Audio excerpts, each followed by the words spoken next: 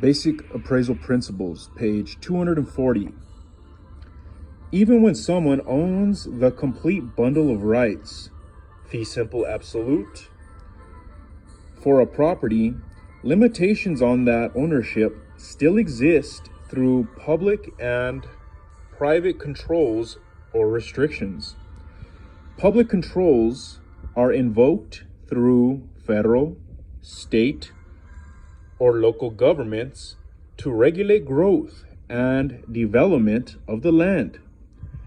Private controls are generally invoked by private land developers or other government units and include such things as restrictive covenants, easements, and other encumbrances. This chapter discusses public restrictions in regard to privately owned real estate, including the power to tax property, the power to take property for public use, and the power to regulate an owner's use of property. It also covers private restrictions on property, such as easements, deed restrictions, and liens. Public controls. Ownership of property gives the owner certain rights, but these individual rights are always subordinate to governmental rights. The government has the right to control or regulate land use through planning, zoning, and building codes. In addition, the government may exercise additional powers over privately owned property.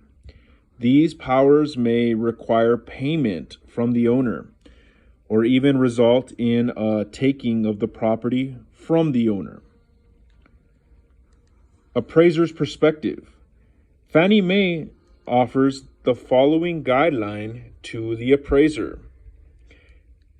Examples of governmental forces that should be taken into consideration include the regulations, laws, and taxes that are imposed on properties. USPAP Standard 1-2. E. Identify the characteristics of the property that are relevant. 4. Any known easements, restrictions, encumbrances, leases, reservations, covenants, contracts, declarations, special assessments, ordinances, or other items of a similar nature. The 4 public or governmental restrictions that supersede the rights of the individual property owner from enjoyment of the full bundle of rights are as follows. Police power, eminent domain, taxation, and escheat. Police power, land use restrictions, the government power that regulates how private owners use their property is called police power and is generally applied through land use restrictions. The police power is the state's power to adopt and enforce laws and regulations necessary for the protection of the public health, safety, morals, and general welfare. A state may delegate its police power to local governments. The acronym to help you remember is PEAT. P is for police power. E is for eminent domain. T is for taxation. And E is for escheat. Extra note, police power is the strongest of the 4. Is the zoning. Page 241. For example, a state might have local municipalities govern, structure ordinances, including rules, regulations, and codes that govern land use, building standards, and subdivision requirements. When property is regulated under police power, the government is not required to pay any compensation to the property owner for any financial losses caused by the restrictions.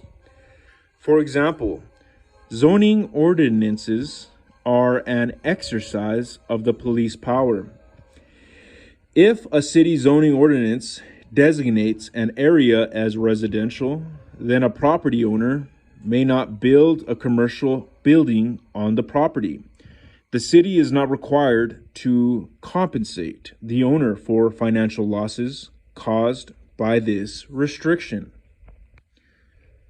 Any exercise of the police power must meet certain constitutional limitations. In general, a regulation meets the constitutional requirements if these four criteria are met. It is reasonably related to the government's power to legislate for the protection of the public health, safety, morals, or general welfare.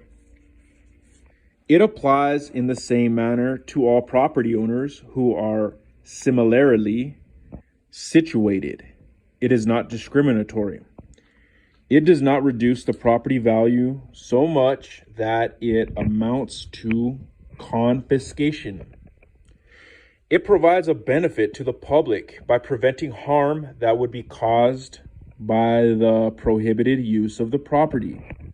For example, a local zoning ordinance provides that buildings may not be constructed closer to the river than 100 feet from the mean high water mark. The river tends to flood every few years, and the highest flood line in the past has been 90 feet from the mean high water mark. This zoning ordinance is meant to protect the public safety and general welfare. It applies to everyone who owns riverfront property. It does not reduce property values so much that it amounts to confiscation. It does not completely forbid building, but simply establishes setback requirements. Finally, it provides a benefit to the public by preventing possible harm caused by flood damage because buildings are built too close to the river. Thus, this ordinance is a constitutional exercise of the police power. In general, local governments create master, comprehensive development plans that identify, present, and future land use.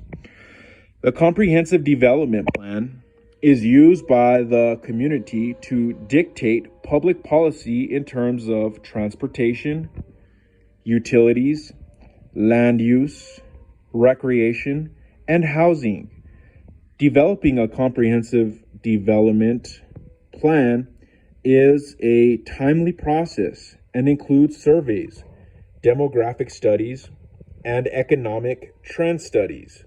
The economic trend studies result in an economic survey showing present and future economic base, which is the economic activity that allows local businesses to generate income from markets outside the community's borders. Some specific public powers affect an appraiser more than others. These include zoning ordinances, variances, zoning changes, non-conforming uses, building codes, historic preservation restrictions, subdivision regulation, and environmental regulations. Here is a quick drawing of